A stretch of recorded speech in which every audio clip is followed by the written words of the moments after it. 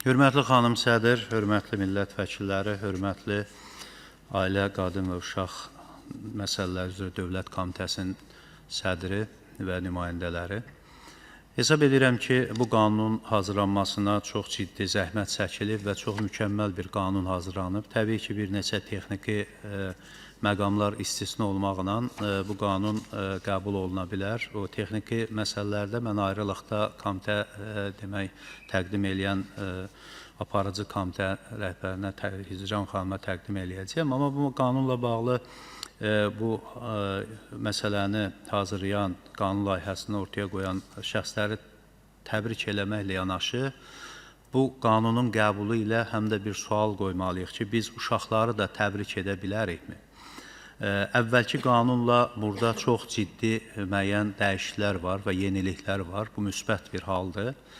Amma uşaqları da təbrik eləmək üçün bu qanunun icra mexanizminə bir də diqqət eləməliyik. Məsələn, bir uşaq sahibsizdir, kimsəsizdir. Uşaq internat məktəbləri yetərli səviyyədədirmi? Biz ora o uşağı yollaya bilmə imkanına sahibikmi? Uşaq bağçaya getməlidir və bağçada yer yoxdur. Və o minlərlə uşaq bu hüquqdan məhrumdur. Bunu təmin etmə imkanını necə əldə edəcəyik? Uşaq idmana getməlidir. İdman komplekslərinin ya qapısı bağlıdır, ya yaşadığı regionda idman kompleksi yoxdur. Onu orada daşıyacaq valideynin imkanı da yoxdur. Uşaq hansısa bir şəkildə bir yaradıcılıq potensialı qabiliyyəti var, yaradıcılıq evinə getməlidir, yaşadığı evdən uzaqdadır. Avtobus uşaq üçün pulsuz deyil. Yəni, xüsusilə də 5 yaşından yuxarı uşaq üçün pulsuz deyil. Valideyn də imkanı olmadıqda bir istedad hardasa öləcəkdir, bir istedad hardasa parlaya bilməyəcəkdir. Əvvəllər olimpiya kompleksləri olurdu, uşaq olimpiya mərkəzləri. Orada həm idmançı kimi uşaqlar yetişirdi, həm də təhsil alırdılar.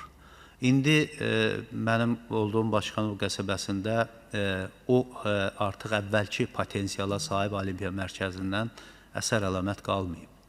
Yəni, uşaq məktəbdə fiziki imkanlarını inkişaf eləməli, təkcə təhsil yox. Heç bir məktəbdə idman zallarının vəziyyəti o qədər standartlara uyğun olmayanda uşaqlar orada yetişə bilmir. Üzgüçülük hovuzu məktəblərdə yoxdur. Pulsuz üzgüçülük hovuzu tapmaq olduqca çətindir. Mən ona görə bunları sadalayıram ki, biz bunun mexanizmini necə tapa bilərik? Ailə, Qadın və Uşaq Məsələləri Komitə təbii ki, bu işlərdə böyük bir işlər görür, konferanslar keçirir, tədbirlər keçirir, monitorinqlər aparır. Amma imkanlar məhduddur.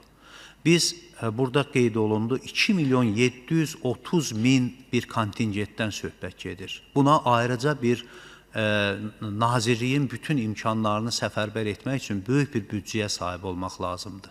Bəlkə də ailənin içinə daxil olmaq olmur, onun problemlərini oxumaq olmur. Amma Azərbaycanda hər bir uşağın monitorinqi aparılmalıdır. Gecəqonduda yaşayan uşaqların vəziyyətini mütləq araşdırmalıyıq. Çünki hər bir uşaq bir ölkə üçün bir tapıntıdır və sabahları bir uşağın doğru yetişməsi, onun ölkəni təmsil etməsi baxımından, onun ölkənin adını qaldırması baxımından böyük bir potensial ortaya qoyması proqnozlaşdırıla bilər. O baxımdan da mən hesab edirəm ki, hər bir regionda bu komitənin müvafiq bir nümayəndəsi olmalıdır və böyük bir büdcə ayrılmalıdır və uşaqların hər bir sahibsiz uşaq, dilənən uşaq, narkotika qurşanmış uşaq, insan alverinə qurban gedən uşaq məhfumu Azərbaycanın gündəliyindən çıxmalıdır. Yəni, biz bu potensialı demək olar ki, böyük bir hissəsini laqeydlikdən yaxud da imkansızlıqdan boşuna deyək ki, hansısa bir taleyin ümidinə buraxırıq.